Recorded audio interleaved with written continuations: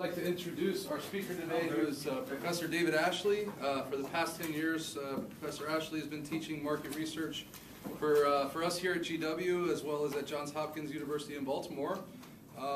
He was an adjunct professor and executive in residence at the University of Maryland, and teaches project management, cross-cultural research methods, and team building as part of the QUEST program, which is the Quality Enhancement Systems and Teams, and that's at the Smith School of Business. Professor Ashley has also taught marketing research for the University of Maryland, led student study abroad trips to Italy, Tunisia, and Brazil. He's had faculty positions at Georgetown, University of New Mexico, France Business School, and Tours France, and has been a visiting professor at the American University in Paris. He served on the National Board of Market Research Association and the Mid-Atlantic States Marketing Research Association Chapter President for 2 terms.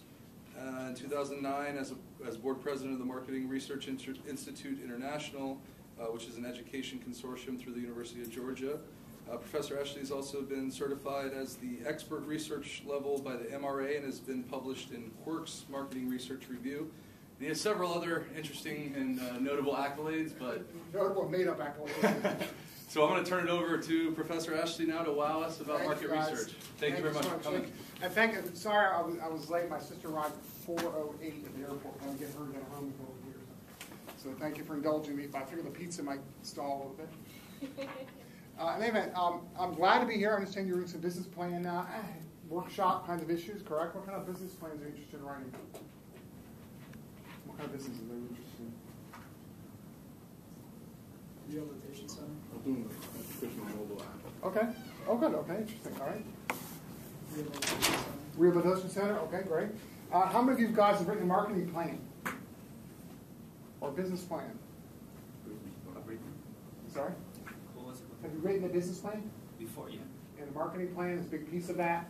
Yeah. Okay, good. All right. So one of the things that actually one of the earlier spots I had over at the University of New Mexico. Who's been in New Mexico?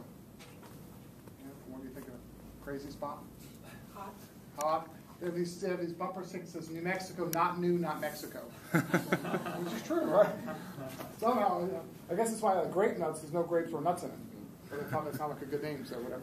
No gators in Gatorade either. That's right. It's all marketing. It's all marketing fluff. But anyway, in that job over at the University of New Mexico, the Business Development Office, when I worked in that office, we would look at business clients, folks who come in wanting to start a business, and they want to get some funding for the business, and I'd say, well, let's see your business plan, and they would say, what's that? I said, well, intriguing. So business plan, of course, being the main component to getting funding if you're going to bank. They want to see a business plan, among other things, of course, being a strategic document as well, but in most cases, these folks need some funding. So we were helping put together a business plan. And then the next question was, what kind of marketing have you done, or marketing research have you done? And their answer is, like, what's that? Well, it's a good idea. My mama says it's a good idea, so it must be a good idea, right?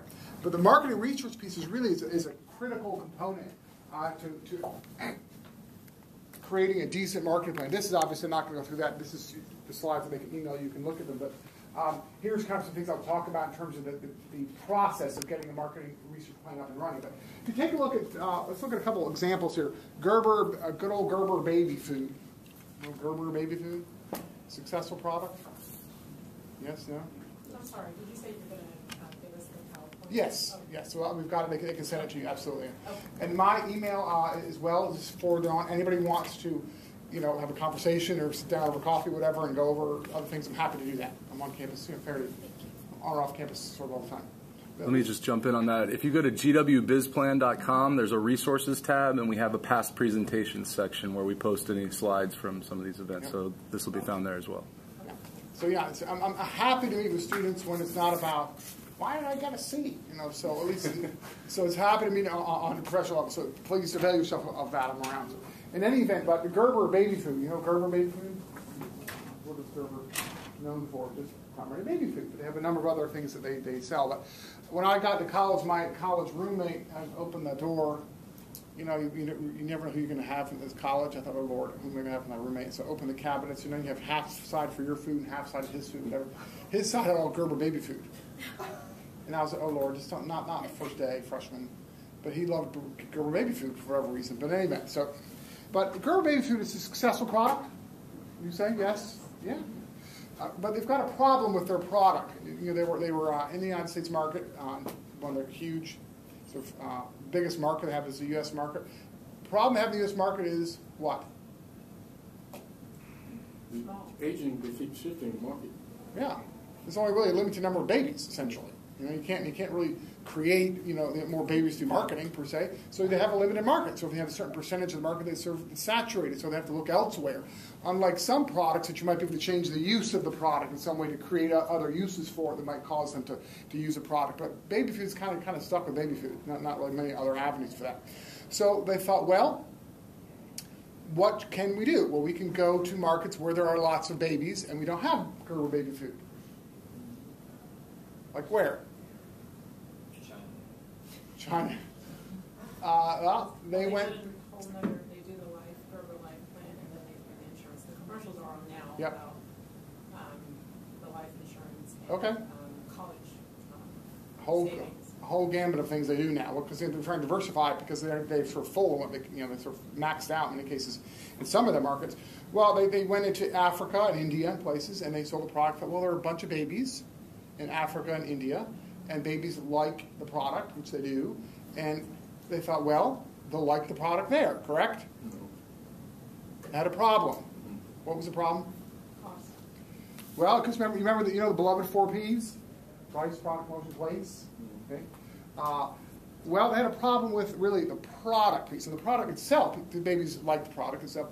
The problem they really had is they put them on the shelf as a packaging problem. They didn't do their research. They didn't understand the culture of the places they were going. You know where I'm going with this? What?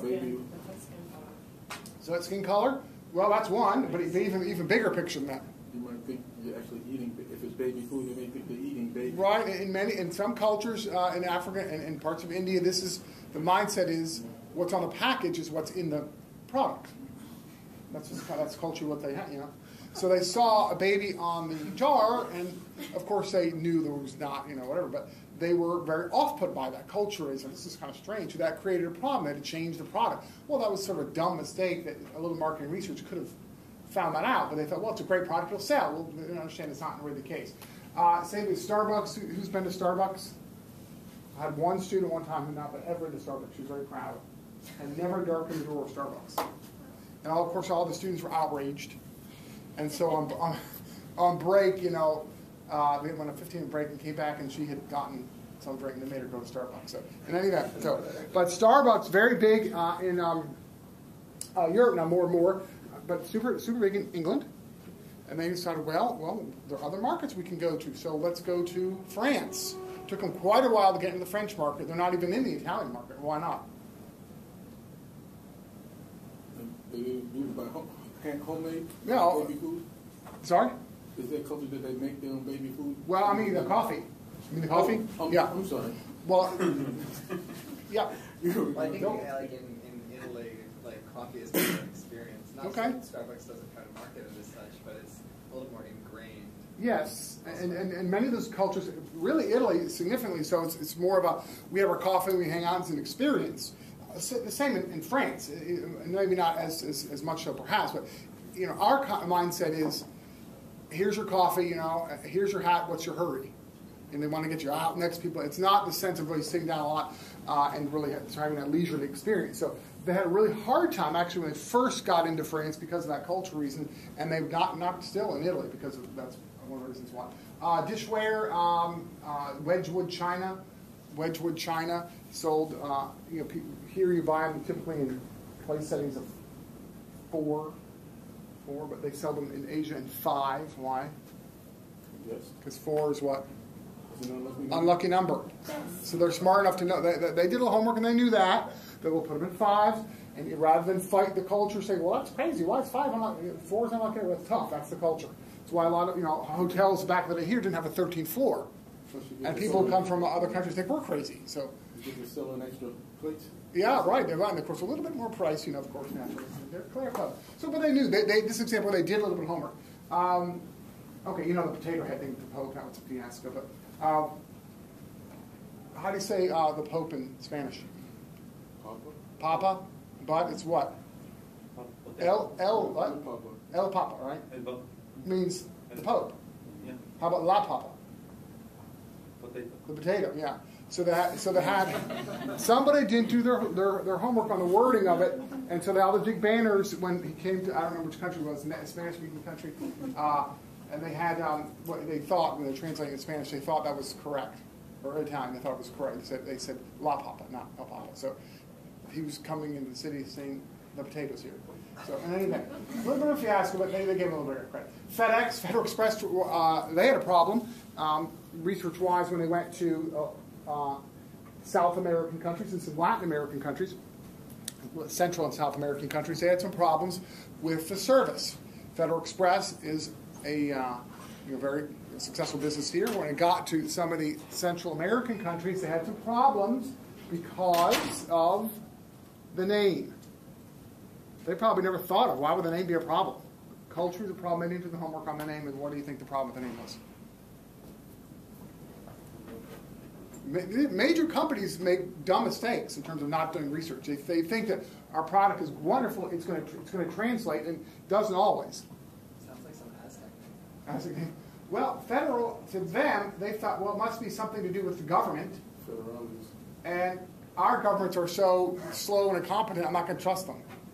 So they had a problem. They thought there was a government component to it, and we don't want to deal with it.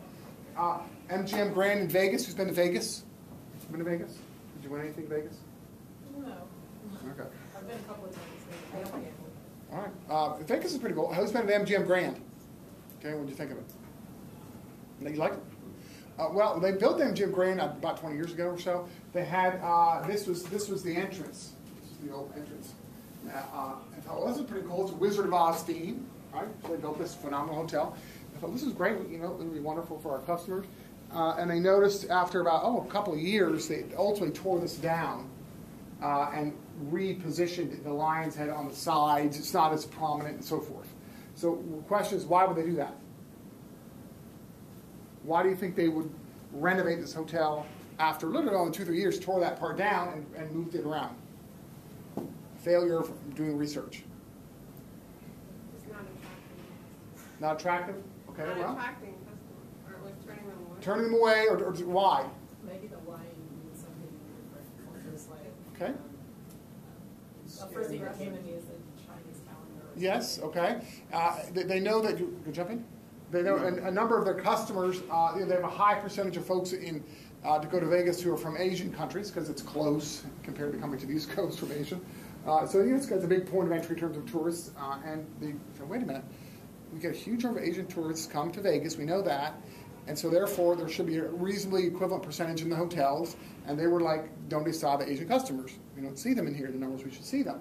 Well, part of it is because they focus group and talked to them after, and some of them said, well, we didn't really feel comfortable walking underneath a lion's head.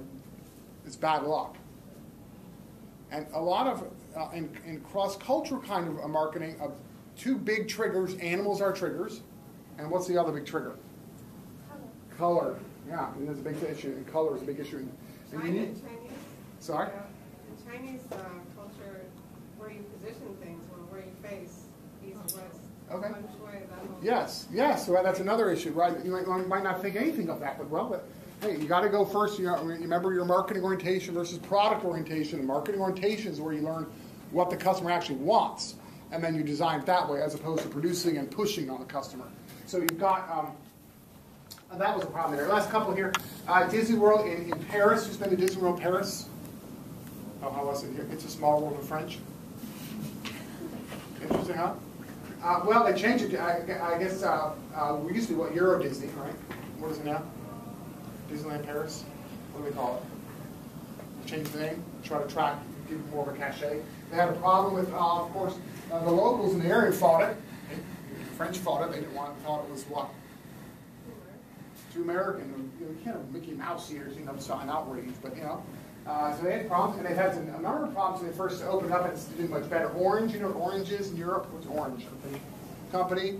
And you think, well, that's the problem. We're a big telecom company in Europe, and they're big in France, and they thought, well, we'll go to other parts of Europe, and actually went to Ireland, and it was not, had problems in Ireland. Why do you think they have problems in Ireland? William over orange. The name, orange. William orange Yeah. over green. Well, Orange over green. William of Green. William of orange over. William of Orange. You know, they had a name. There's a separatist group called the Orange Battalion or something in Ireland, and that was not considered politically correct, and so that was a problem. They kept the name, ultimately kept it Orange, but still, things that you might think they should have known better. Okay, just a couple. The last one here was kind of fun. The last two, so right here, the Electrolux, which I guess is Swedish, right? Swedish. The name of their slogan when they came to the U.S. You know what it is? Dyson. No, what name? They had to kind of change the name. Didn't come across too well. Electrocute. Yeah, nothing sucks like Electrolux. That sounds pretty good, right? Well, that guy didn't go over too well, so I'd change that. But you know, a little homework can fix these things. It's remarkable the mistakes people make. Here's that you have an octopus, and they had deodorant. I think it's Gillette. I think deodorant. You know, and so their ads were, "Hey, the deodorant can keep the octopus dry." Pretty cool, huh? That's to tell you what, this product works. You know, it was sort of the device they used or whatever. So they ran this advertising campaign. People liked it, and then they ran it in parts of Southeast Asia, and it was not very successful. People were very confused by the ad because the folks who did the ad didn't do any homework on it. So why do you think they were confused by the ad? Very confused, trade confused. Why? They thought it was like a food product or something. Well, food, they eat them, yeah, that's true. It's an aquatic animal, so why would an aquatic animal want to be dry? Okay, that's one way of looking at it. Yeah, that's interesting. That wasn't what they're taking. That's a good way. Yeah, interesting take on it. Well, they found that, well, an octopus can use this deodorant and keep 8 arms dry, correct? But in our culture, in many cultures, octopus has 8 arms. But in some cultures, they look at an octopus as having 8 what? Legs. And I thought, that's so strange, putting deodorant on your legs. So that didn't translate at all. They're like, they thought, I don't understand this commercial. They didn't do the homework to figure out what the cultural perception is. So a lot of mistakes major companies make, now let alone someone trying to start a business on the small end and trying to get going. You make a lot of mistakes early. But again, even major companies can make multi-million-dollar mistakes. It's still very common. You think they would be not in a position to do that, but they still are. Why do you think they make a lot of mistakes?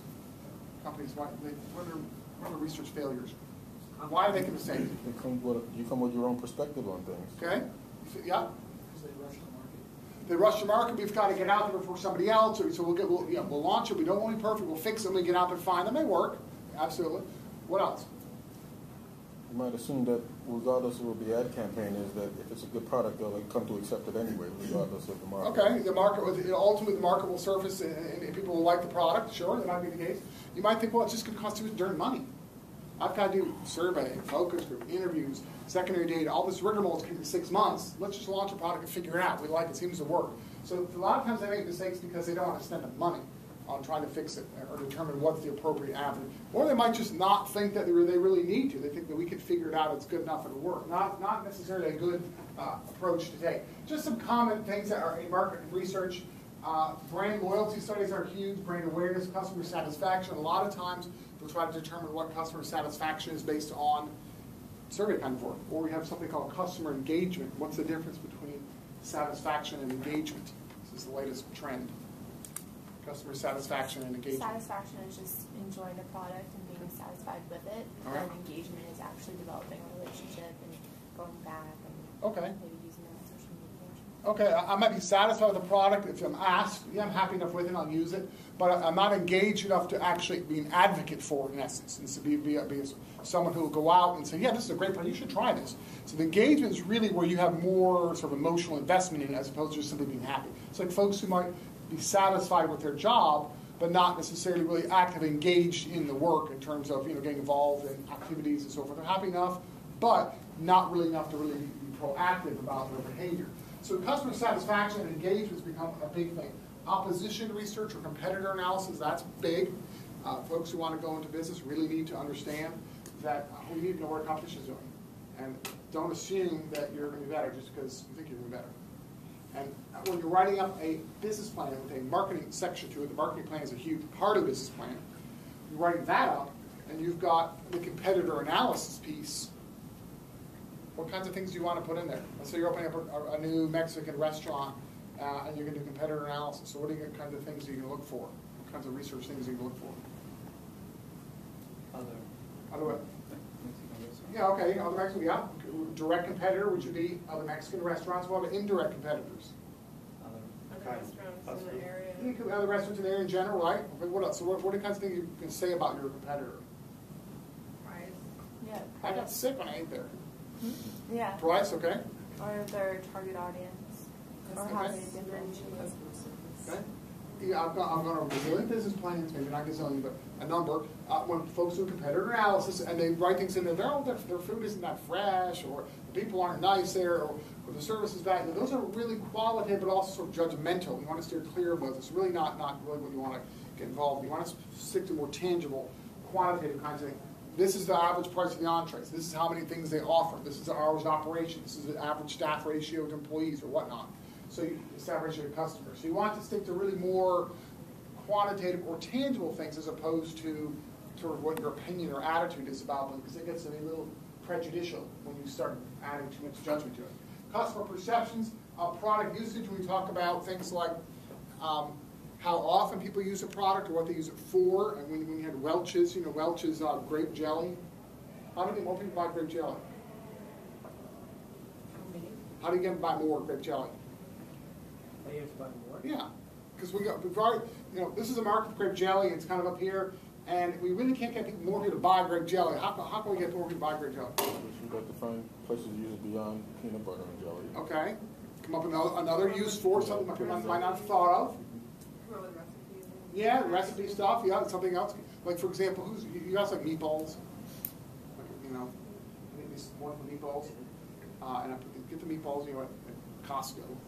And then you dress them up, make them look like they're nicer, right? Put them in a nice ceramic dish and they can be made of. Oh yeah, so yeah, you put the meatballs, you put chili sauce, and then you put grape jelly in there. Have you ever done this? Yeah. You get 1 can of vegetarian chili sauce, because you already have the meatball. 1 big can of vegetarian chili sauce and 1 can of grape jelly. Put them in there, and it sounds horrible, right? Mix it up, and you won't believe how good it is. How did they get that? It's got some sweetness to it. It's a phenomenal recipe. So try it this year during your holiday parties and whatnot. But they might say, well, wait, how do we get folks how can we increase the utility of the product? Let's change some of the product usage. People use grape jelly. And what's the byproduct of the jelly? After you use the jelly, what do you have? What's left? A jar. What do you do with it? Throw it out, recycle. But what if we make these jars in a way that are useful? Yeah, they make them little tumblers. We have, of course, now we can now sell lids to go with them or whatever, or special accessories. Yeah, different colors or whatever. So now they created kind of another use or utility of the product that's not right immediately in evidence from the product itself. Because you might say, hey, we can't get more folks to use grape jelly that easily. Let's create some other reason why, if I'm standing in front of a giant and I have 3 jelly possibilities in front of me, I already have this 1 jelly at home, and I get this one on 2 glasses. That's kind of how it works. So it's another way of increasing the use of the product. So a lot of the things that you can do, of course, the utility of market research has a lot of issues. Well, brand awareness, quickly back here, and brand equity, and brand loyalty, all these issues. What is brand equity? What's brand equity? What's brand equity? It's just the value that your brand brings, based on value meaning what? Perceived value. So if you're going to buy a soft drink, you see Coke, okay. You buy that Coke just because the brand. Okay. So that product has brand equity. And there's a dollar value attached to that. Right, so the dollar value, if you buy something like generic ibuprofen or ibuprofen, I guess the CVS brand of ibuprofen, and then you buy Advil, and Advil's, 30% more, which one are you going to buy? Who's going to buy Advil? Why? Because it's more well-known. It's more well-known. Your marketer's dream, right? No, exactly right. Because you think, well, it's well-known, it has a brand name to it, so it's some level of quality. Yeah, we'll buy it. How many of you go with the generic? Why? Is there a difference? Different formulation, same medicine, but different. Yeah, and when we're talking about medical products, often the requirements are identical. And you can literally take them, flip them around, and look at the active ingredient. They're identical. Sometimes they're made in the same darn plant. And they just put them, oh, this was the Advil, and this was that, CVS, and dump them in the market that way. But the dollar difference, that's the equity piece. If I know what that costs, what that is, well, that's worth something. Just heard a story on NPR this morning about Coke, how it used to be 5 cents for 70 years. It was just 5 cents. Okay. And they had to figure out ways, well, how to increase their profit because they were just selling it for 5 cents every week. Because they had a certain contract with different companies who would sell the product. Okay. So they would do things like put them in nice decorative bottles and things like that. So it's funny how you. I think they're trying to create some other, because when they start doing that, They reached the plateau. yes, of buying Coke. right. Yeah. It's, So you see the Glade plugins, all the different kind of Glade things. Well, it's like, well, I mean, there are only so many of these things we can sell, so we try to create some other use for it. And now it can be decorative, whatever, which is never really decorative. But they're trying to create some other reason why you'd buy it, because the kind of the root reason is sort of already they've maxed out. But loyalty or brand, the word brand equity is really important in terms of research. How many of you guys know who Diane Sawyer is? Who's Diane Sawyer? And what does Diane Sawyer make per year? Millions. $1 million? Yeah. How much do you think she makes per year? 20. Four, more, 4 or 5? More, 20. 10. about 18, 17, somewhere. A lot. But why? People know her name over the years, and But when she goes to negotiate the contract, because you actually watch the evening news, and I'm picking on her because they're all the same way. Byron Williams and Scott Pelley, they're all the same. No, they all like Wolf Blitzer when he's yelling at you constantly. But I'm always like on edge when he's on the air. I'm like, why are you screaming at me? Anyway, but if you look at someone like the Diane Sawyers of the world, if you've ever actually watched the evening news and timed how long these people are on the air, how long is the evening news? 20, 15, 20 minutes. It's what, a 30-minute newscast. How much is actual on-air news? 22 is kind of the standard, yeah. So you back that out of it. So you think, well, she's on the air for 22 minutes, Well, how much are you actually on the air? Well, like half or less. 10 minutes. Oh, if that, maybe 3 or 4 half. They're interesting packages half the time. That's interesting. Coming up next, and it's like, well, you're on for 15 seconds. If you actually time it, it's really not a lot. And obviously a lot of work and a lot of prep work in the times before they go on there, obviously. So that's what you see is obviously, a byproduct of a lot of work. So it's not just that, but not a whole lot of time. So if you're the Diane Sawyers, the Brian Williamses of the world, and you go in and negotiate a contract, and you say, I want $15 million, and now this year I want $18 million, and they're going to tell you what. Well, they might, but both sides are going to go into art with research. And say, well, you pay me $18 million just to read the news and read aloud for a living? Well, you have to look at how many people are tuning in. Okay. They look at the ratings points and look at the Q value. Okay. And they take a look at the value and say, so the Brian Williams of the world would go in and say, when I'm on the air, the ratings on average go up 3%. Also advertising revenues. That's it. And I think it's because our ratings are X because I'm on the air, and they have research. There are people that do that. They come back. They can do assessment of what drives folks to watch the certain news. I'll watch because of Brian Williams. So I'm worth. And if I go off the news, that's a drop in at least 5% of viewership, and they know that. They've calculated this. So what is that worth? Well, 5% of our ad revenue is actually $100 million. So you're getting off easy paying me $18 million.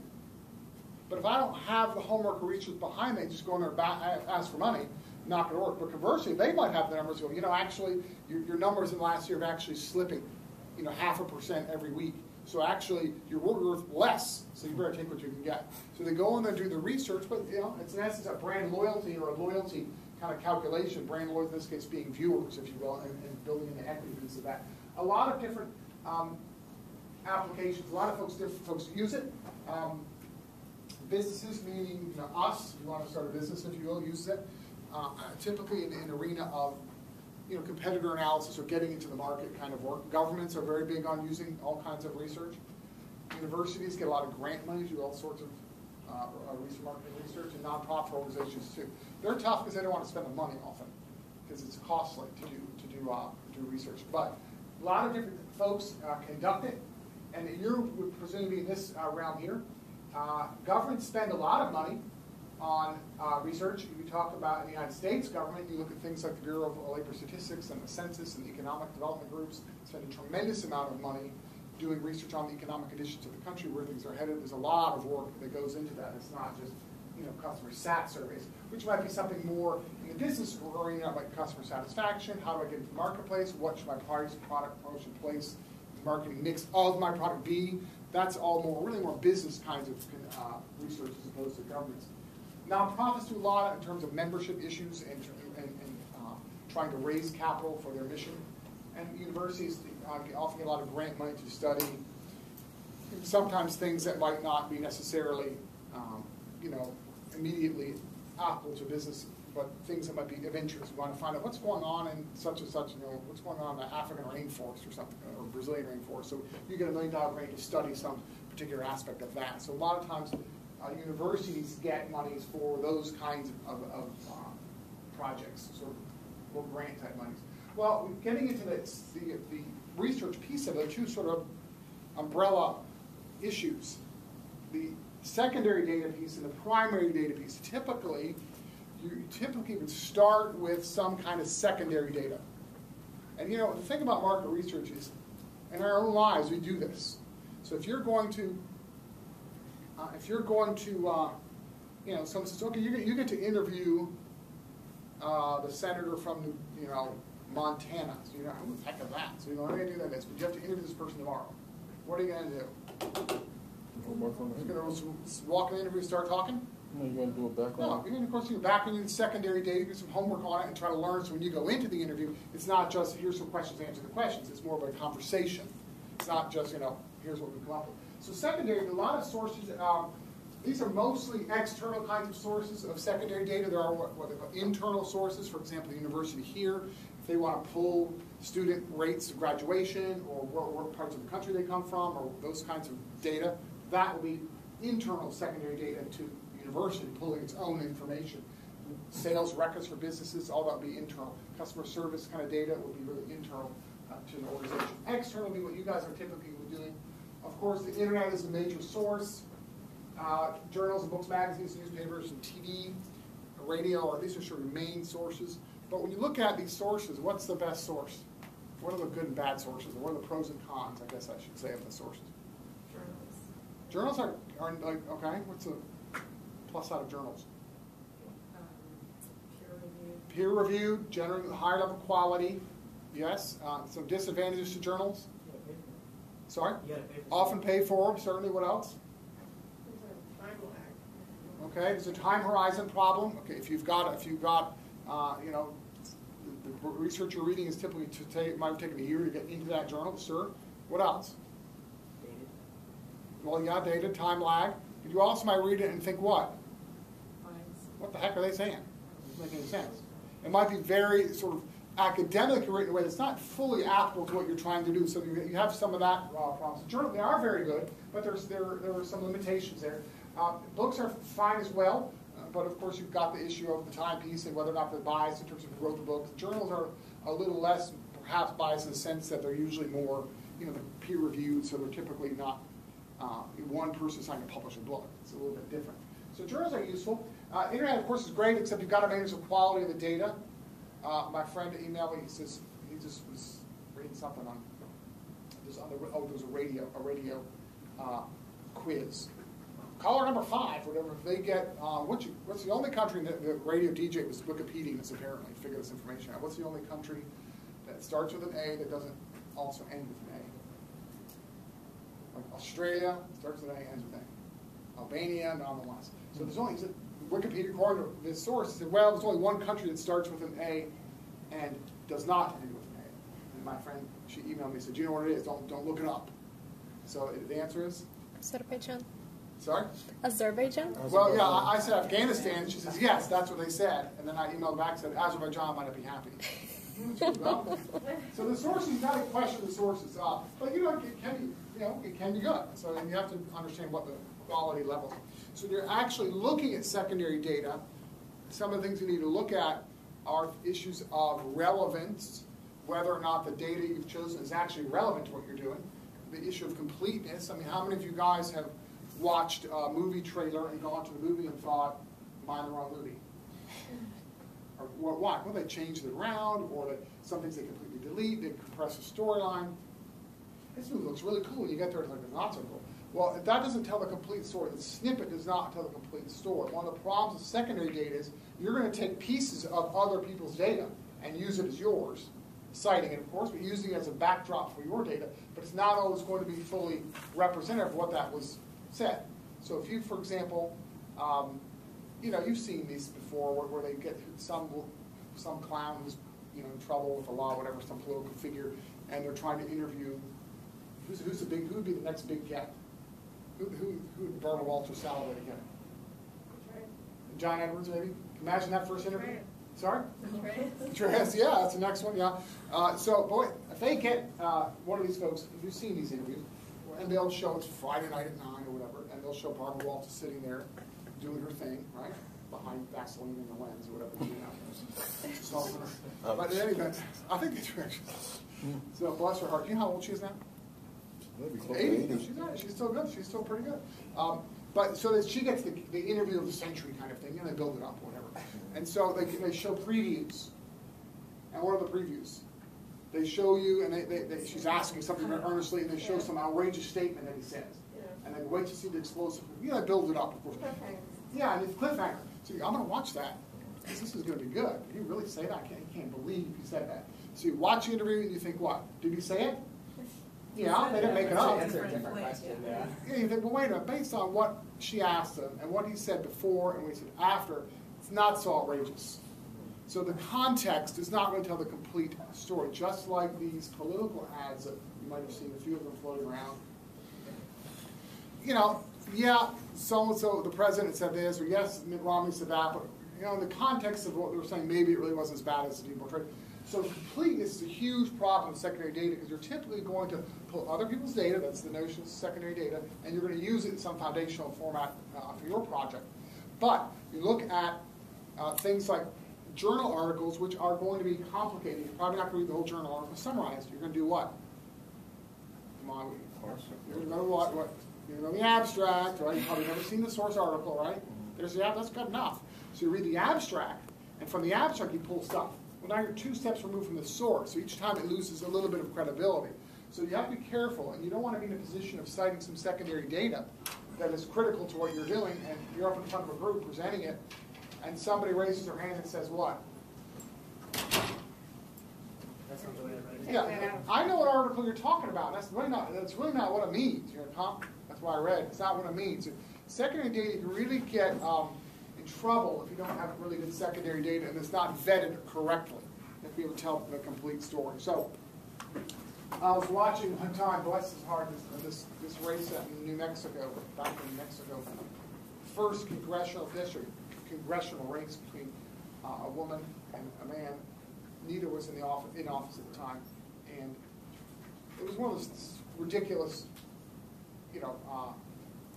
campaigns where they had sort of opposites. And he was actually state legislator, and she was a cabinet secretary in Santa Fe. So they're trying to both become members of Congress. And he was kind of billed as being the good-looking, wealthy guy, but not too smart. And she was the sort of average-looking, #2 West Point grad, super smart. That's how they built it up. There's some, I guess, truth to it. So they had the big debate, and the question is, well, how would these two people clash? And he was not bad. He was pretty good. He came across, and he was trying to get his talking points desperately down, because they knew that was kind of a stick against him. They were going to try to hit him with hard questions. And he commented to her, said to her, that when she was in the cabinet secretary in Santa Fe, she was head of children, youth, and family department. And apparently she cut milk out of programs for school kids. And he said, you cut school kids' milk. Probably he cited the details. He was very proud of himself whenever he got that out about flubbing up. And it was true. Apparently that was true. She said, yes, it was true. But she had done enough homework, secondary background work. It wasn't just caught completely off guard. She thought maybe that would come up. She had done enough homework, and apparently he had not done enough homework. He had his talking point. Well, she said yes, that she did in fact implement that program that cut milk to school kids. However, because she was a member of the cabinet in Santa Fe, she had to execute the law. It wasn't her law. That's what she had to do. And she pointed out to this poor guy, who was a state senator at the time, to point out to him on live TV that the bill was actually a bill that he had co-signed, and he just forgot. Because you co-sign a lot of stuff. You want me to, yeah, my bill, your bill, yeah, I'll sign here, I'll sign. You do a lot of that junk goes on. A lot of that kind of, if you sign, I'll sign kind of stuff. And then he signed it. He was one of the guys. Forgot he'd signed it. So, of course, he was flipping through notes, and he fell apart. She won. But, the background, the secondary piece is so important to the primary data piece. It's a foundational piece to everything. Just a couple last points here on magazines are great, except there's not there's a long-term. There's a good target market segmentation to magazines. So you can say, well, we want golfers, we want folks who are interested in, architecture. There's a lot of good segmentation there, so you can get access to them more so than many other sources. Journals are good in terms of segmentation, but again, they're very academically written, not always fully applicable, because typically they're so specific that it's very hard to extract that and use it for your case. So be careful on journals. Newspapers are great, except newspapers and TV. The good thing about those is very current, more current than the rest of them. Internet's current, obviously, but in terms of the other two here. But the drawback there to newspapers and TV radios, they often shortchange the details. You might say, well, I heard so-and-so. At least with a newspaper, you can read it, you can copy it, and you have some record of it. You said, I heard so-and-so on the news, or heard so-and-so. And it's hard sometimes to refer back to it if you have to cite it later. It's hard to necessarily keep track of it. So there are some disadvantages there.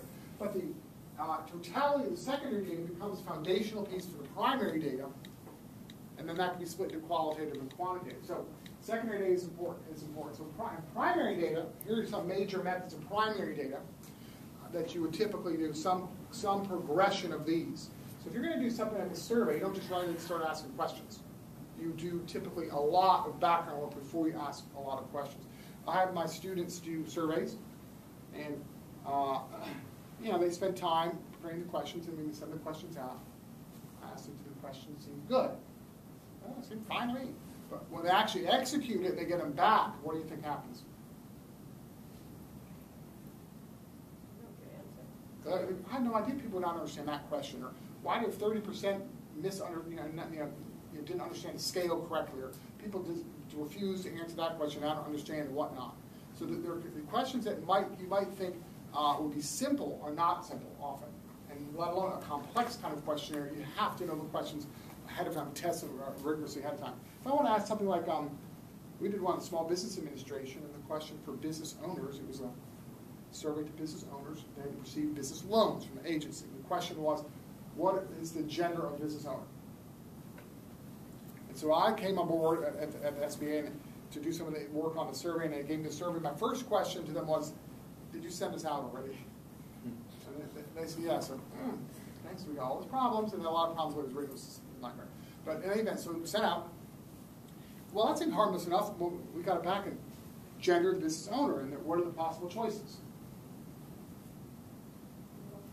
Male or female? Male, check. Check. Next question. Great. We got it back, and probably a third or so had male and female check. And so that's just, they're very confused by that. Why? What's the problem there? Who's confused? Are the business owners confused, or was the agency asking the wrong question, or what did they miss? Co-founders. Yeah, there are a lot of folks, a husband-wife team, or male-female team, they both own the company. So why should I get to say it's male and you not? Well, both, yeah. And they presume, well, the government would probably know that's what it means. They should have had another box or something to sort of distinguish, but they just didn't. So basic questions, or something like age. How would you ask age in the questionnaire? Is that easy or hard to ask? No, a lot of ways you can ask it. You can ask for age range, because people might feel uncomfortable putting a specific age down. Ask age range, right? Okay.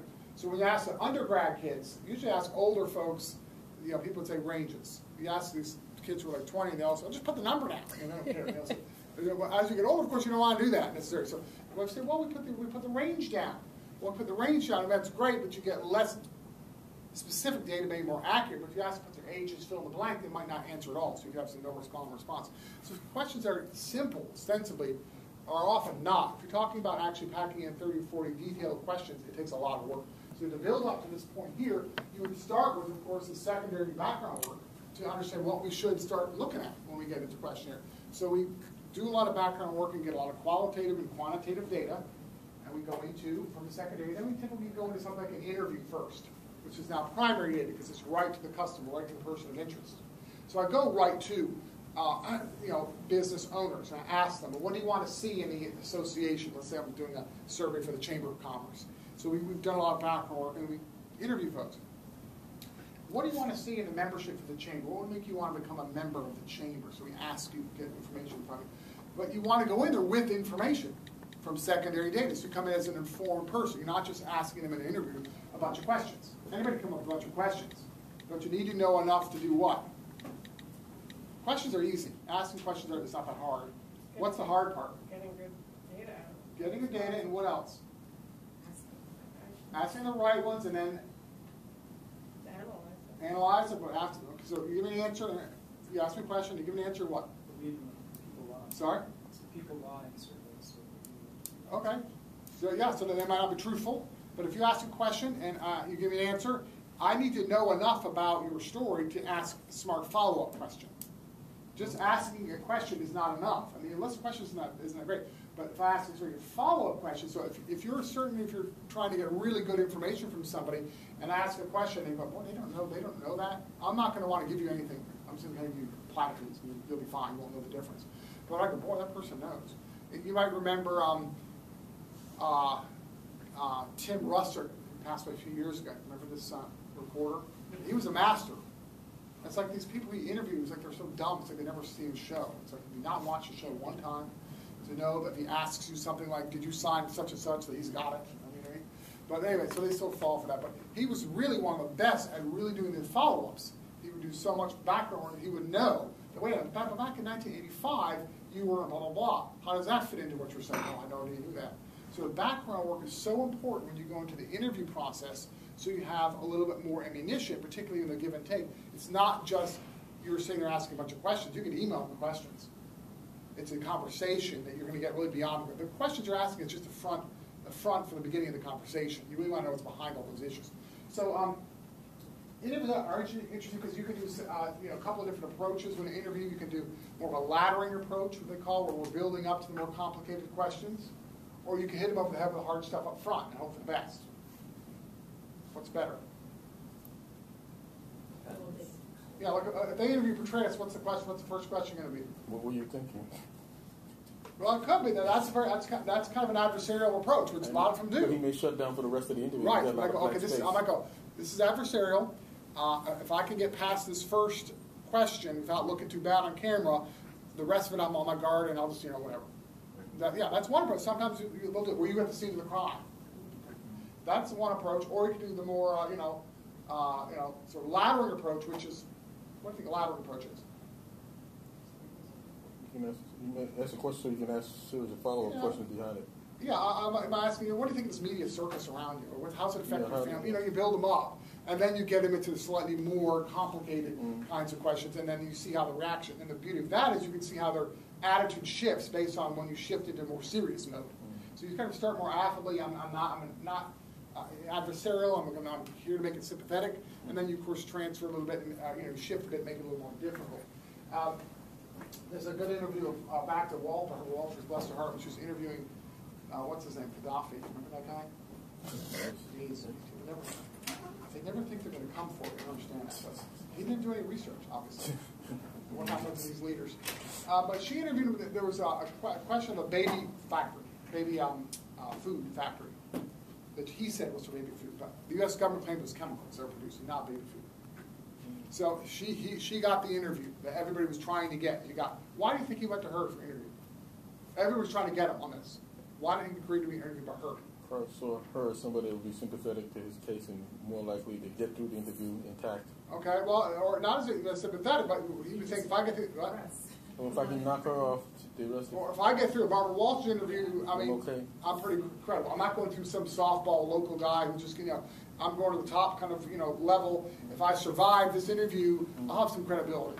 So the interview, and he was, he was sort of, I guess, typically erratic, as he was known to be, but she was priceless. She did it in Tripoli or somewhere in Libya, and she was wearing the outfit, and she was all dressed up, getting involved, getting immersed in the culture, and she was talking to him about all kinds of things, his family, whatever. I don't think she talked about wanting to kill his daughter, but she left that part out. It's 80s, but in any event, just being sympathetic and asking him various questions. It's very much a laddering approach, which he's sort of known to do, and got him talking about the chemical plant, and said, you know, what about this chemical plant? We hear all kinds of stuff going on. Tell us about it. Not accusing him, saying, tell us about it. He would say what was going on in baby food manufacturing. And she, well, I've read that there are other things playing kind of dumb.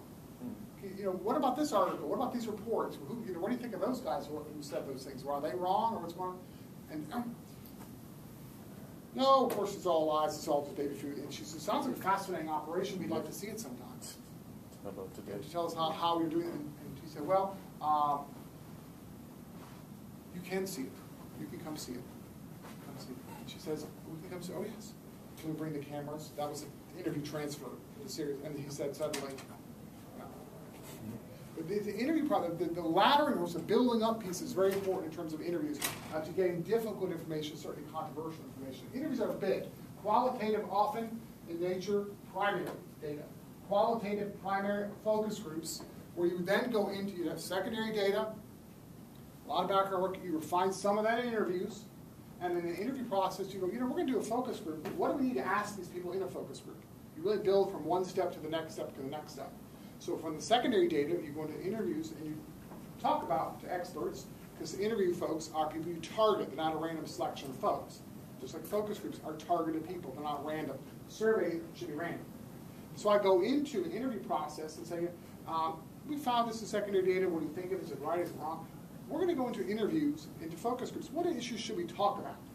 What are the main things we need to know about this market, about bringing your product to market, or about our competitors? What should we ask our folks? So they give you the experts, interview experts would give you a lot of information, usually an IDI, they call it individual depth interview, might last an hour. Then you go into focus group setting, how many people? How many people in a focus group? How many people? Sorry? Maybe 10. Yeah, I'm 8 to 12, somewhere in there, you know, but like 30 is on a focus group. This is not a focus, it's too big really, focus 15 or whatnot, it's too big. Because you really want to create sort of a round robin kind of brainstorming session. And what you're doing in that, you're trying to identify what key issues you want to talk about in the next phase of the research. So a focus group is not really designed to tell you what people think. Do you agree with that? Focus group is not really designed to tell you what people think. Okay, the reactions, yeah? Focus group really is designed more to tell you what people might be thinking. This is qualitative, small sample, not enough to tell you what people are thinking. And then from what people might be thinking, the survey piece is really designed statistically to tell us what they are thinking, because it's a representative sample, large enough. So that's where the focus group, people say, well, product focus group, well, but it failed. Well, what if you did 2 focus groups? That's not enough of a market segment. What if half the people in the focus group weren't the right people to have, or somebody was a little flaky? It's much too small a sample size. So focus group really is not designed to tell you what people think, meaning people meaning with large populations. It's designed to tell you what we need to test at the next level. Survey piece, which is a much more quantitative, detailed, representative, random sample of the population. So we go into the focus group, and we bring in the secondary data and the interview results, and we go to the focus group and say, well, this is what we found. You can even play devil's advocate. We found, you know, in secondary data that this product is not, you know, should have the following features, or customers won't like it. But when we talk to some experts in the interview process, they disagreed about this feature. What do you guys think? It's part of that process. So you're going to get a lot of information from them that you're then going to turn around and quantify and put on a full-fledged questionnaire, because when you ask a questionnaire, you're kind of stuck with the questions. At least with a focus group interview, it's that iterative back and forth. A questionnaire should be simple, straightforward, segmented questions, not a lot of rigmarole in terms of back and forth. You can't do that in a questionnaire. It's not designed for that. But a survey is really designed for that. So focus groups are a very major part of conducting research, but again, it's a building block from secondary data, interviews, and focus groups. You could jump right to the survey. You might not do observations or experiments, but these are useful tools. Looking at qual and quant, qualitative is typically more, you know, smaller samples, more soft sciences, if you will. There's not a high degree of replicability. In other words, it's hard to have 2 interviews identical. Whereas quantitative, you can replicated pretty quickly, the same exact information, same exact questions. Typically more quantitative in terms of the analysis. We want to do sums and counts and percentages and chi-scores and ANOVAs and all that stuff I'm sure you love. So it's more quantitative. You're not going to do that in a focus group. You're not going to say, well, 25% of the women said this, 30% of the men said that. That's not appropriate for a focus group.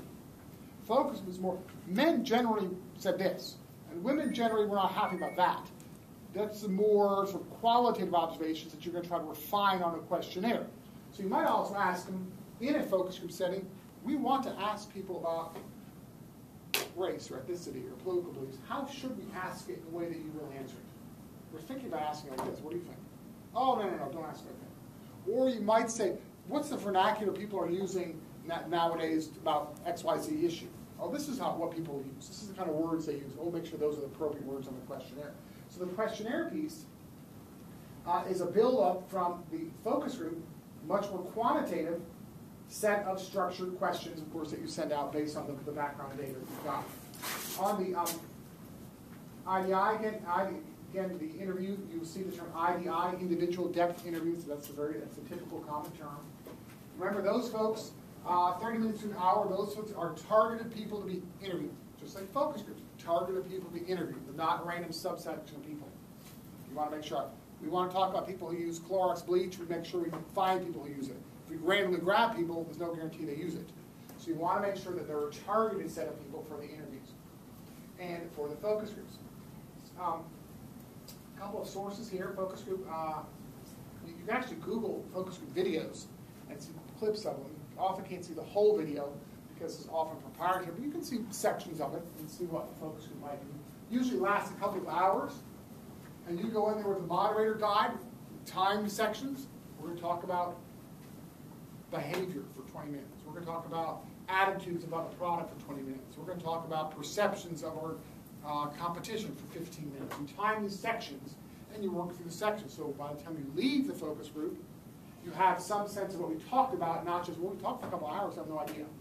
You can go back and go, well, we stuck to script, a focus group moderator guide that you don't share with the audience, but you keep it there as kind of your guide. Hey, after 20 minutes, if we've not really flushed out people's attitudes, let's move on to something else.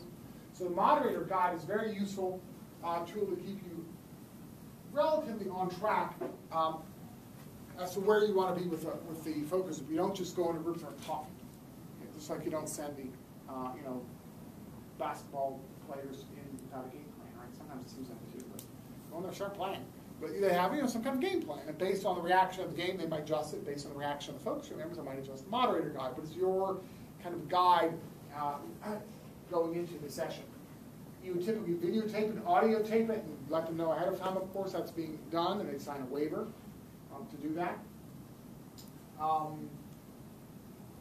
So the focus group, you also could do things that are more, that get people really more involved, what they call projective techniques. I might ask you things like, or might do things like photo sorts. I might go, here's three photographs of,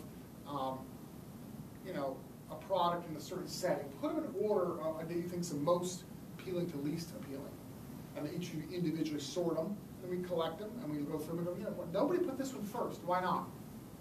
Or everybody put this first. Why? So you can talk about it. It gets them more a tactile kind of involvement into the process, and you really feed that back into the organization and into the team. Focus group session. You also might have something called word association or sentence completion. That's a very useful technique in focus groups. I might say, asking for a word or a phrase. And it's got to be something that's an emotional reaction. I'm not looking for a fact. So if I say word or phrase, and I will say Barack Obama, what would you say? Wait a minute. I'm not looking for facts, because I know that. Actually, you just said that. Huh? You just said that, yeah. Yeah, right. So he's from Chicago. I know that. So you have to kind of call him on it. We're looking for, oh, he's tall, he's short. That could be perception, or he's smart, or he's not smart, or he's nice, or something that's more sort of, that brings out emotions, right? Yeah? Yeah? Yes, well, it's more like an opinion, and then I observe the group. And if you say, well, he's tall, and nobody says anything, or you might say, well, I think he sort of dresses funny, or whatever, and I notice it resonates. I'm like, oh, wait a minute. I noticed that what you said kind of resonated with the group. Let's talk about that. So use what you say back into the session and you feed it that way. But I'm not going to get that unless I really go through the room and ask people questions. Word or phrase. You know, Barack Obama is blank. Could be that complete the sentence even. And we just go around the room asking people. But you have to kind of coach them, let them know we're looking at emotional things or gut reaction, not let me think about, give you fact. I'm not looking for that. And then have enough presence of mind as a moderator to use that information back into the group and feed that back. That's the key.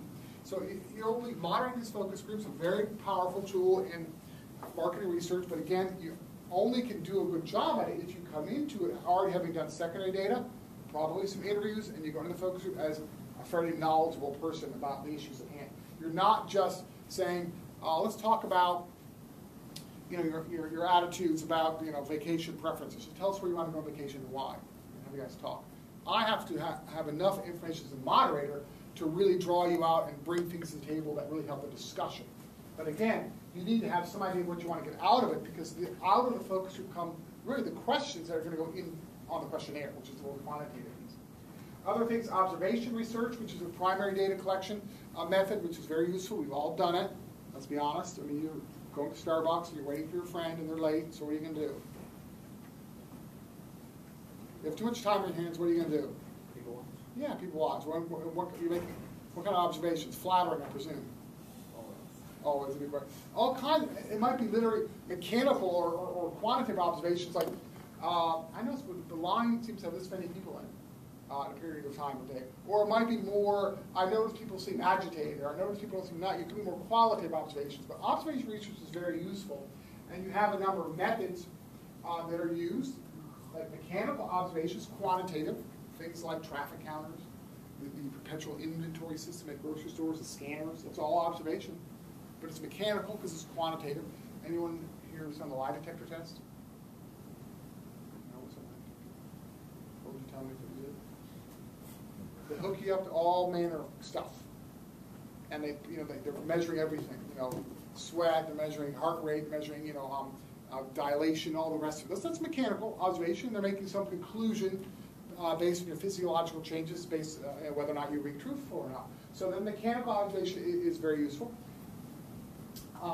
Very helpful with internet things like click-through rates, how long it takes folks to get through various aspects of web pages, things like that. That's kind of a mechanical piece. Contrived versus natural. I mean, a natural is sitting in Starbucks watching. Contrived could be you create a scenario to see how they react, like the camera. And just, we're testing the reactions of people. That's more of a contrived kind of setting. Direct and indirect. Direct is being, hey, I know I'm being observed. I see the camera observed as a sign. Indirect, you might not really know. You might, I'm in such and such a store, and people realize they're kind of observing. You're going to think about it, so your behavior is probably going to be different from how it would be if you know there's a camera right there. So it's indirect versus direct is another method. Disguised and undisguised, where you might know the purpose of the observation versus not knowing the purpose of the observation. If I give you 3 water bottles here, and I say, well, taste the water bottles, tell us which one's best. You come in, start tasting the water bottles. This is best. And you go, well, and people swear to it that this one's the best water, whatever. And so you reorder the bottles, say that you eliminate sequence bias, so each time folks come in, you make sure it's in different orders, you kind of eliminate the bias of folks going to the left first. What you're actually really measuring is whether or not people would perceive the taste of water based on the type of bottle. Because the bottle shape is different, or the labeling is different. We're really trying to measure whether or not people seem to be attracted more to labels that look like this, or tend to think the water tastes better because it's in that kind of bottle shape. But that's kind of disguised, because I'm not going to tell you that we're really trying to measure whether or not you think the bottle with this color tastes better, because that screws the experiment up. That's the observation. You're giving it away, so to speak. So, you kind of create a ruse and you kind of come up. And then, of course, a little bit, crestfallen, you tell them, actually all the water came from the rusty tap out back. And you claimed it was wonderful water. Disguised versus undisguised. Structured, unstructured. Structured observation, I'm going to sit to Starbucks, I'm looking for the following 5 things. And everything else I'm going to ignore. Looking for how long people wait, how many people get what size coffees, whether or not people come in pairs, whatever. I have structure, I'm looking for these things only. Unstructured is, hey, I'm just going to sit there and observe what I observe, and then from there go back and go, I sat there for an hour, I noticed blah, blah, blah, blah. Okay, and then that becomes the next structure piece down the line. So if you don't know a whole lot about what you're going after, you go check unstructured, see what's going on, and then from there come back and go, I think this is the avenue we should take. Let's make it a more structured observation.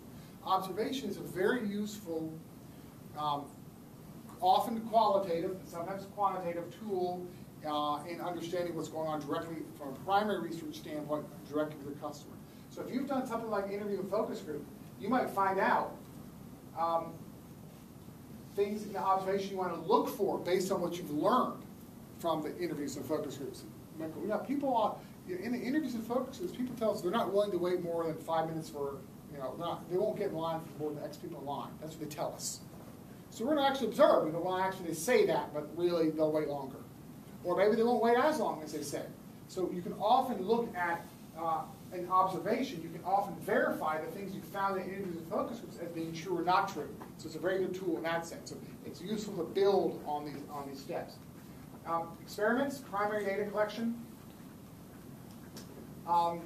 Experiments, primary data collection. You have two main types. You have a lab experiment and a field experiment. A lab experiment meaning not just a Bunsen burner kind of thing, which that is, but more a controlled setting. It's really, talk about lab setting, more of a controlled setting. Whereas a field is not. It's more the market kind of controls it. So we talk about product. If you're going to buy the latest gadget, you're going to buy the latest iPhone 20 or whatever it is, right? So I can be the first person in line waiting forever. And I think what? What are you going to do? Somebody buys it, you're going to do what? Yeah. Well, when they launch this new product, they've obviously tested these technology, these tech products in a lab setting. And obviously, they don't just build it and send it out and see what happens. They develop it, but then when they put it in the marketplace, problems that arise very quickly, they might not have thought of or really fully identified in the lab phase, because the market becomes a giant lab, and folks are using it in a million different ways that maybe the lab people didn't use it. They're not supposed to use it in the pouring rain. Well, people use it in the pouring rain. So this is what it does in the pouring rain. So this often is your way of really flushing out the flaws you're not able to find in the lab. But if a new phone comes out, I'm not going to be the first one to buy it. What I'm going to do is I'm going to wait for it to be on the market for X number of days and then do what? Yeah, secondary data, read the reviews, what's going on. Within the X number of hours, you'll see what kind of the reviews are. So you can do secondary data and decide whether or not you want that phone. You do secondary data all the time, whether or not you're going to go to a movie, right? Or go to a certain restaurant, or stay at a certain hotel. This is what people do, secondary data. So experiments are a very useful primary data collection tool. The last main tool is the survey piece, or questionnaire. I mean, survey is really more the process. A questionnaire is really the actual instrument, they call it. But the survey process, do you guys believe in surveys? Are they correct or not? Who's the big keeper of survey? Who does surveys all the time? What kinds of professors? They force students to do surveys? Television ratings. Yeah, political stuff, right? Every time you turn around. Website lately, they ask for Yeah, but if you do a web survey, that's what you call, if I go online and click on a survey, it's a non-probability sample. So it's not really statistically representative. So this is why it says for entertainment purposes only or something. But for a statistically representative survey, that would be something like a political survey. They randomly get folks. And that's pretty statistically generally fairly accurate if done well, as we saw the last election. Most of the surveys did a pretty good job of predicting who would win what. They weren't that far off. Some were, but not as many, given the number that they do now. They weren't really terribly off. So the survey piece is where the data culminates into this process here, where you've done the secondary data. You've done, yes? Yeah, I was going to just ask a general question in terms of what we're looking for in building up the business. And the problem is a lot of us don't have the startup money, obviously. So, I mean, what do you suggest or recommend is, the best way to get information that you're looking for, on your product to actually have something that presents, say, well, this is accurate. Yeah. Well, what's your product? Give me your product. Yeah, I'm just saying in generic. Like you want to start up a restaurant or something? Okay. Or whatever. So you want to start I'll say rehab facility. Right. A lot of the funding comes from the state. Yeah. So then, how do you go about collecting the data to present that to the startup, saying, hey, this is the situation and this is the Good question. Now, researching costs a lot of money, but doesn't always have to cost a lot. Secondary data doesn't really cost money, a whole lot of money. Okay, so you can do quite a bit of that reasonably inexpensively. The primary data piece, interview piece, is often not expensive. Focus group will cost you some. The survey piece that's where the money is. If you really want to get a big representative sample of the audience. But if you're a mom and pop or somebody trying to do it on a shoestring, I mean, of course you do secondary data ad nauseam, and then I would stick to more qualitative interviews of experts, or what they call experience surveys, so people who might be experienced in an area, just to go to them and maybe select 8 or 10 of those folks and try to build a pattern of answers, and then use that as the backdrop. And then perhaps from there you could maybe do a minimal focus group if you have general customers, but you're probably not going to get to this phase. This is a bigger deal. Yeah.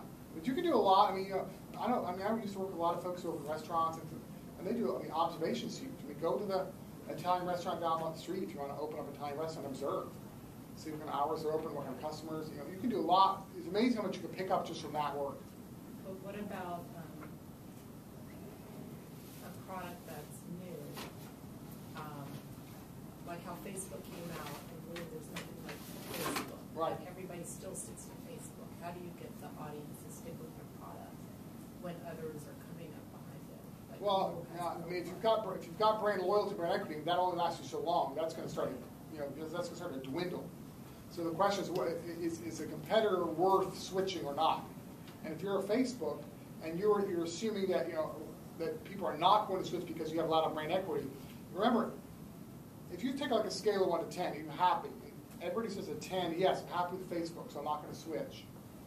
But when you go to the level of 6 on a scale of 1 to 10, at that point people start switching to the competitor. The problem with the Facebooks of the world have, or people who don't do this kind of work have, is they wait until you get to the 6. If people start switching, we've got a problem. But there's a slide that goes on from 8, from 10, 9, 8, 7 that you might not even notice is going on. And people are still going to Facebook, still buying the product, so they're becoming a little less happy, but there's not unhappy enough to leave. You have to capture the data during that slide. So you have to understand what's going on during the slide. And you also might have to change the product around. It might be that maybe the competitor just has a better product now. Well, like Facebook, like they keep changing That's right. their product, and everybody hates each change, but they're still. Yeah, but they're changing it for a reason. I mean, they know that they're changing to stay fresh, and they realize that some of the competitors might be doing things that might attract people. They want to get a jump on that on the front end. So they're not doing it just willy-nilly. I mean, there's a reason that they're doing that. So how do they keep their? And people ultimately will adjust. How do they keep their customer without going to Google or these other sites that are trying? Even like with MySpace, like they came up bigger and better than MySpace, and people don't use nobody uses MySpace. I don't think like they used to. MySpace.com not even awful active anymore. Yeah. Well, they do a lot of background work with customers first to say, what do you want to see in the next application? So they're trying to stay ahead of what people actually want, rather than waiting for the marketplace sort of says, well, why don't you have that? Google has that.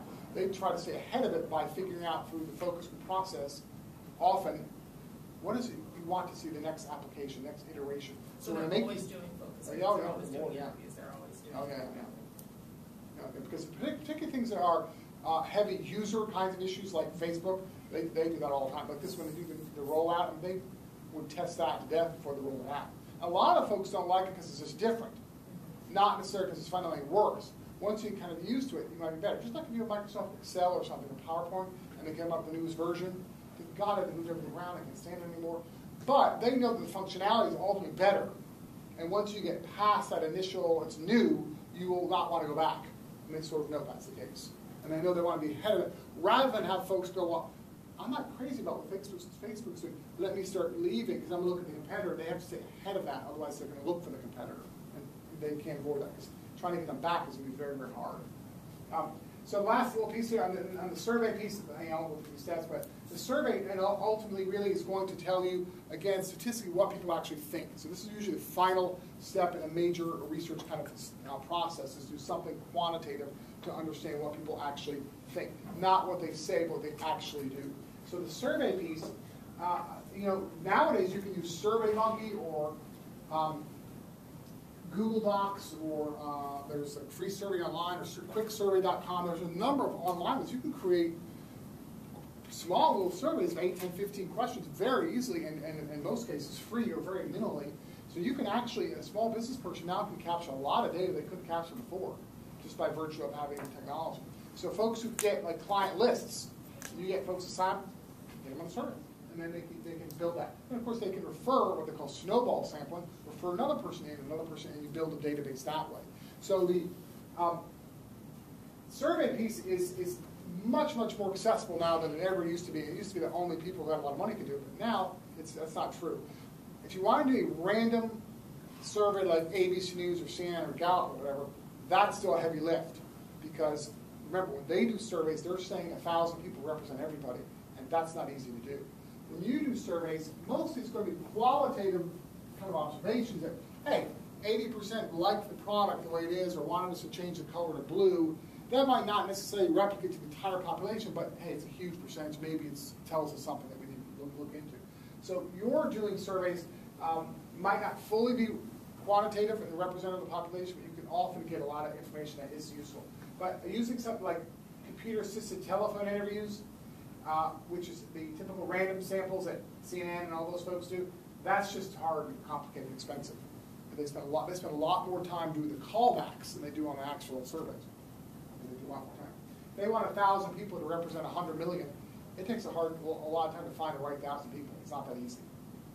So there are a number of, in terms of the survey piece, again, this is a culmination of all those other methods. But you guys can do more and more, small business folks can do surveys for next to nothing when you could not before. You can really get a fair amount of information. You might even create a survey panel of some of your most loyal customers or most experienced folks, and you go, say every 6 months or 3 months or whatever, email this survey so we can track their behavior, track their attitudes. You can certainly do that. Mail panels are very useful.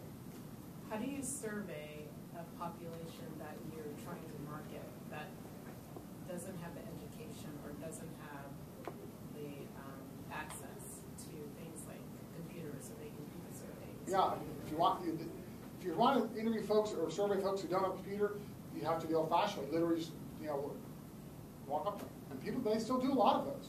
The advantage to those, is remember, survey you're locked into the questions. So people don't understand the questions, you're missing something major, you're kind of stuck. But if I do interview a survey where I'm going one-on-one stopping people, you can get some more information out of them if it's not a perfectly written questionnaire. You can flush some of them out on the spot. They're like, I don't understand that question. Oh, we didn't know that. So we can fix it before we go to the next one. But you might literally have to do the door-to-door, stopping people at the Marvin Center or wherever, and actually ask them, and then build a database that way using Excel or SPSS or something like that. But again, the representative piece is a problem. And then our last slide, just out of fun. If you're doing marketing, this is kind of an interesting slide. The color issue is big. The most popular color in corporate logos is what? Blue. Why blue? Profile blue. Yeah, it's basically the least objectionable color. Internationally, blue is considered the most acceptable color. How about red? A lot of negatives to red, white, and black. And they're different things. But they have some negatives. Purple is kind of a funky color. In some countries, it's considered sort of a color of mourning. Why? Why would we consider a color of mourning? It's associated with Pentecost. Yes, it's a religious component to it, and they draped in purple. And of course, but they tried out Queen Elizabeth in purple, and suddenly it becomes upscale, right? So the purple is kind of one of those funky colors. Purple and green are kind of colors that have multiple positives and negatives. And blue is generally positive. Red is a troublemaker, certainly can be, and white certainly is. You wouldn't think white would be, white would be, but it can be certainly.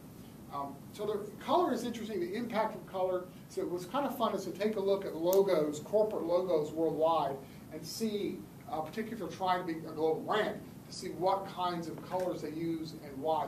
It's not by happenstance. And sometimes corporations will change some of the colors to their materials based on where they're going. It's not necessarily given them to keep the same. So anyway, so this kind of color is kind of fun. There's a whole body of work on the impact of color in understanding your customer.